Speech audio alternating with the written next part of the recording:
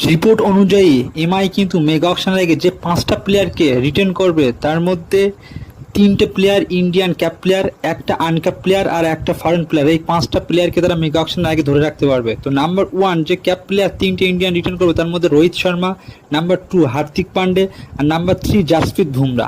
আর uncapped player যে প্লেয়ারটাকে তারা written করবে, আনক্যাপ প্লেয়ার মানে হচ্ছে যে ইন্টারন্যাশনাল ক্রিকেট এখনো খেলেনি, সে হচ্ছে নেহাল ভাদেরা। আর ফরেন প্লেয়ার অর্থাৎ ওভারসিজ প্লেয়ার যাকে রিটেন করবে সেটা হচ্ছে টিম ডেভিড।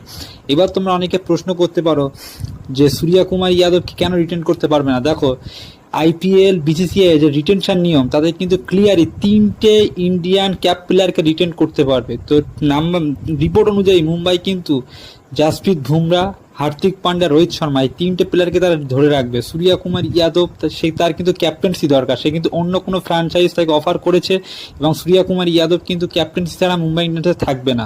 অলরেডি কেকেআর সূর্য